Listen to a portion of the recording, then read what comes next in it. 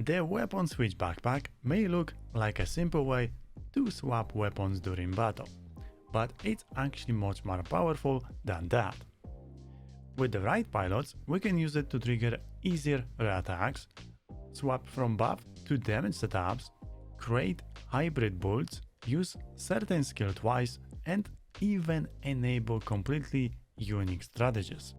And some of these tricks are honestly pretty crazy.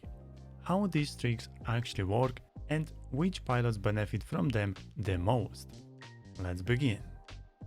So, what tricks can we actually do with the Weapon Switch Backpack and which pilots benefit from it? Let's start with Raiders. Remember the 7 CP Sector 2 passive? Some Raiders can struggle to trigger it constantly, especially when you need to reposition or your code skill are on the cooldown. Well, Weapon Switch Backpack fixed that. You can move to your new position, use the Switch Backpack, swap your weapon setup and gain reattack. Now you can attack from your new position while still triggering the 7 CP passive.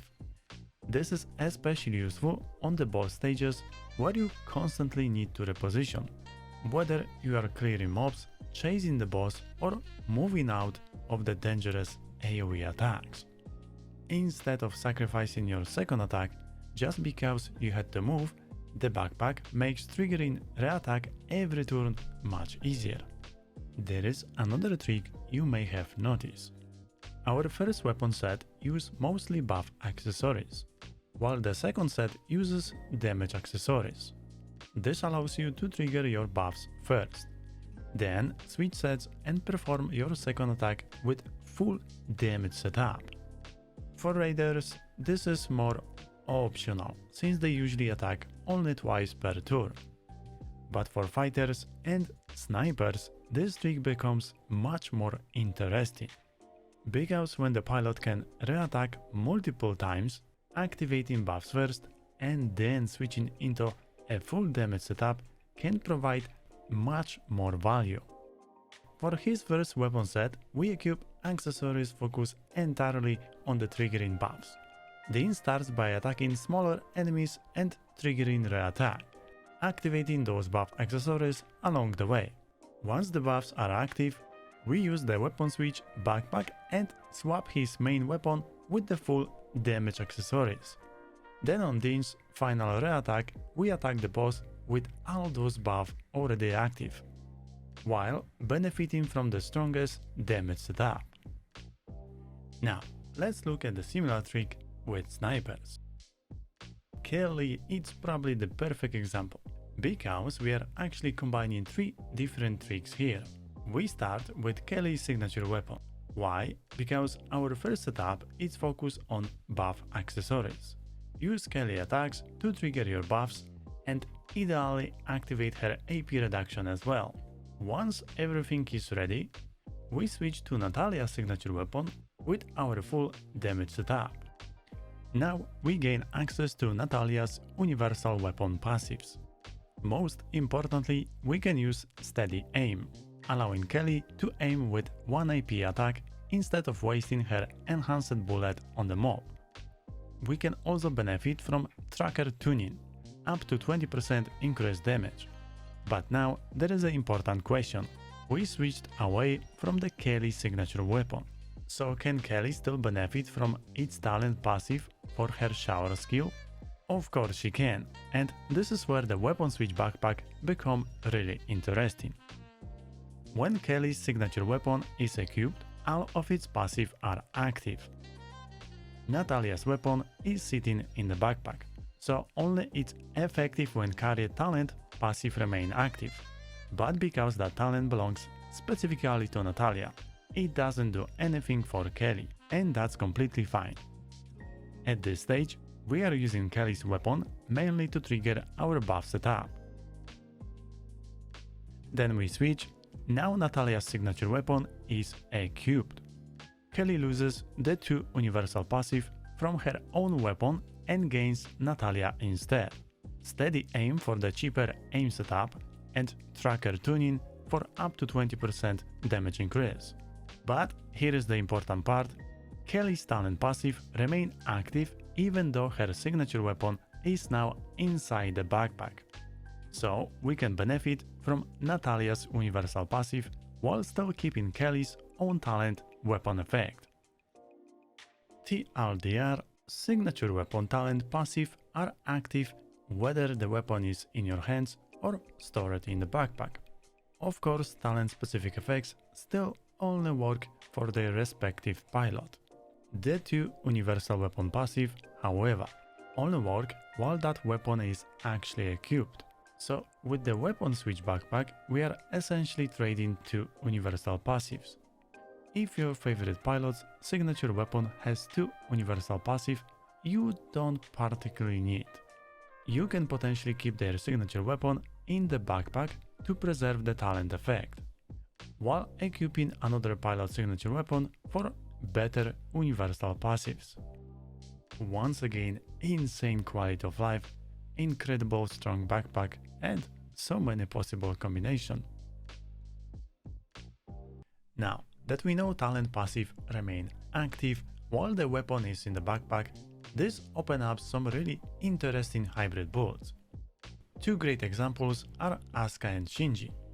Asuka can keep her future signature pole arm in the backpack while using double machine gun as her main boss damage setup. Her signature weapons talent passive remain active, while the equipped machine guns provide their own universal passives. And because Asuka has very high melee and assault stats, she can build around both weapon types. For example, when you're dealing with a group of mobs, switch to the pole arm and clear enemies line up together. Once the mobs are gone or you simply need maximize single target damage, switch back to double machine guns and burst down the boss. But what about skill slots? We only have 3 skill slots, but that's actually enough. You can bring one pole arm skill for clearing lineup enemies, Asuka's 4 AP machine gun skill for massive burst damage without retaliation, and her machine gun passive for 2 additional link attacks after finishing her action. Combined with Rosa's signature weapon, this lets Asuka perform powerful dual link attacks while using her machine gun setup. And Shinji can do the same. We can use a very similar strategy with Shinji. Keep his signature weapon in the backpack and his talent passive remain active. Meanwhile, Shinji can equip Natalia's signature weapon, gaining access to its universal passive, including the ability to aim using 1 AP attack. And if the stage benefit from both sniper and heavy machine gun weapons, you can switch between them during the fight. Now, let's look at another trick, the cooldown reset trick. With the weapon switch backpack, certain code or active skills can be used twice by switching weapon sets. Ophelia's Phantom Pain is perfect example. Phantom Pain grants 2 AP and extra movement, helping Ophelia continue her re-attack chain. Normally, after using it, the skill enters 3-turn cooldown, but this code skill requires 2 blades, meaning its usage is tied to the current weapon set. Use Phantom Pain with your first 2 blades, then switch to your second set, also with 2 blades. The original skill is still on the cooldown, but the second weapon set has a fresh Phantom Pain ready to use, so we are not really resetting the cooldown, we are switching to the second copy of the skill. This gives Ophelia another 2 AP and extra movement, making her re-attack chains much more flexible in both PvE and PvP. And the good news, you also don't need to use both in the same turn. Turn 1, use code skill and clear enemies. Turn 2, switch weapon sets and use the fresh Phantom Pain skill. Instead of waiting for the original 3-turn cooldown, Ophelia can access the skill again much sooner. We can use the same trick with Paloma active skill. Remember the skill that lets her aim for 1 AP and gain re-attack without destroying a part. Normally, it can only be used once per turn, but with the weapon switch backpack, we can use it twice. Since these don't consume Paloma standard re-attack, we are essentially gaining 2 additional attacks. And unlike Ophelia's Phantom Pain, this skill has no cooldown, only once per turn restriction. So we can repeat the streak every turn, guaranteeing up to 3 body shots on the boss, without destroying any part, and potentially even more if there are mobs nearby. Adele can also benefit from our cooldown reset trick. It works exactly like Ophelia. This allows Adele to use her flying skill twice in one turn, covering a huge distance while leaving burning terrain across the battlefield. Or you can simply save the second use for the following turn. And of course, Adele has another powerful use for the Weapon Switch Backpack. After Adele uses her signature AoE skill to create the enhanced burning terrain, switch to double machine gun. This prevents her flamethrower detonation from overwriting the enhanced tile, allowing you to keep burning terrain fixed damage strategy.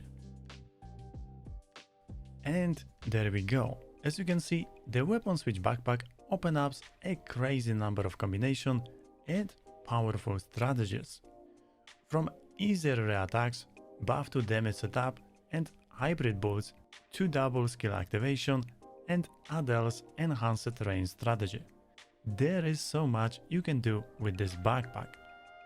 I hope this guide helped you understand how it works and which pilots can take advantage of it. Thank you for watching and I will see you on the next one. Bye bye!